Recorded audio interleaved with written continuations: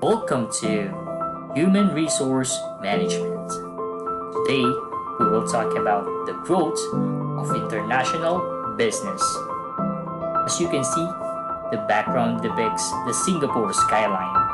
Also known as the Lion City, the country ranks number one in the ease of doing business in the international business world. Today, we will first talk about globalization. What is the concept of globalization? Similarly, what is international business? We will try to trace the history, the growth of international business. Lastly, we will examine some present-day challenges and considerations of international business.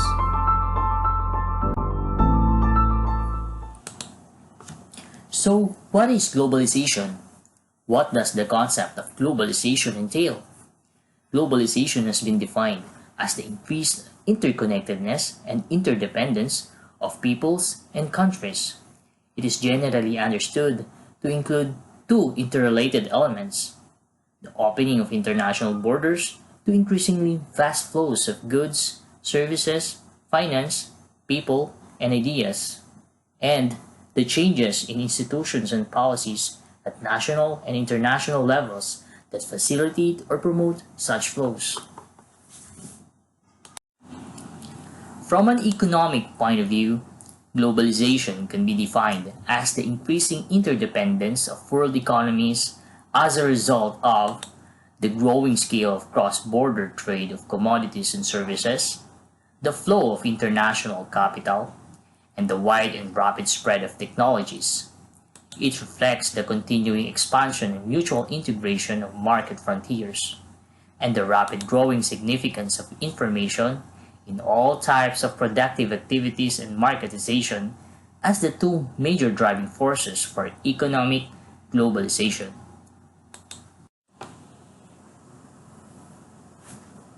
In other words, globalization is manifested through increased trade between different countries. And as the trade began to increase between countries, the demand for business grows as well, resulting to increase in foreign direct investments, which means the investments made from one country to another country, either in the form of establishing business operations or acquiring business assets or shares. Same goes with capital flow, or the movement of money from the purpose of investment, trade, or business production. Labor migration, wherein certain types of jobs are more in demand in some countries than elsewhere, like the Philippines, which continue to benefit from remittances from its overseas workers. Lastly, advancement of technology, allowing immediate communication and transfer of information now more than ever. Because of globalization, international business likewise flourished. So, what is international business? International business encompasses all commercial activities that take place to promote the transfer of goods, services, resources, people, ideas, and technologies across national boundaries. Today, international business is ubiquitous, meaning it is found everywhere, from the gadgets like cell phones, laptops, to the food and medicine we consume, to the clothes we wear. These are all web of products and services produced in a way as a result of international business. Thus, international business touches every aspect of our lives wherever we are in the world. It is intimately related to economic, social, and environmental welfare of people around the world. So, how did international business come about? What led to the growth of international business as we know it today? International business activity has long existed since the earliest civilizations. We can trace early form of international business to the trading activities of the ancient Egyptians and Phoenicians. During the 15th century, there was a cross-border activities of banking families such as House of Medici in Europe. And in the 17th century, during the era of colonization, trading companies emerged such as East Indian Company, Hudson Bay Company, and Dutch East India Company. In the second half of 19th century, foreign direct investment, mainly on raw materials from colonial territories, and the modern multinational emerged. Through the later 19th and 20th centuries, international business became more complex as the companies expanded across nations, aided by new transportation and communication technologies such as steam train and telegraph. Without a doubt, the development of international business was disrupted by the first half of the 20th century by the two world wars. Thereafter, during the 1950s, the post-World War II era witnessed a surge of international business activity. The US was the dominant economic force. Yet, this was far from being a global phenomenon since the world was still divided into two opposing ideologies, Western capitalism and Eastern socialism, a separation that lasted for more than 40 years. Nevertheless, international business under the Western capitalism system flourished. From here on onwards, a number of international institutions were established to facilitate the growth of international trade and investment, such as International Monetary Fund, or IMF, and the World Bank, or what is known as the Bretton Woods Agreement, which was established to construct an international monetary system. The 1940s to late 1960s was a period of stability, economic growth, and international integration.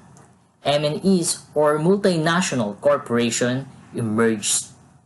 European MNEs developed post-World War II, followed by Japanese MNEs in 1960s.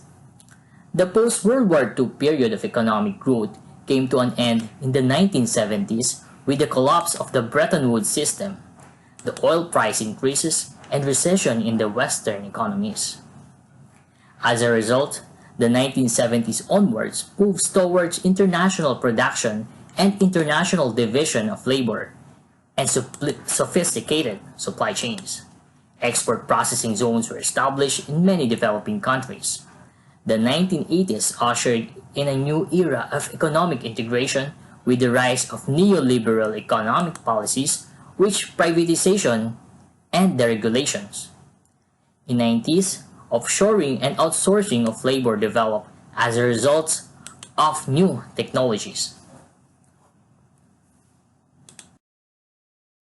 In recent times, we have also seen significant elements that have advanced international business, such as the formation of the World Trade Organization or WTO in 1995, the inception of electronic fund transfers wherein transfer of money can happen almost real time, the production of the euro to the European Union, the rapid pace of technological innovation that facilitates global communication and transportation.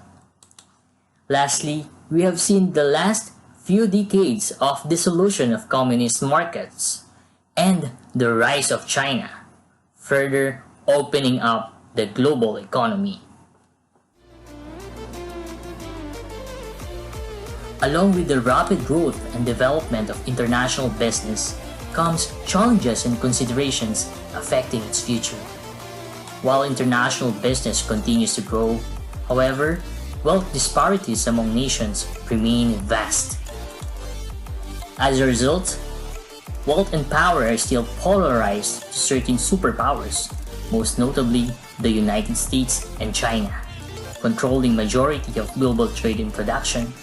We should also not to forget the rapid development and its negative effect to the environment. Recently, we have also seen the rise of artificial intelligence, which results to displacement of labor and human capital.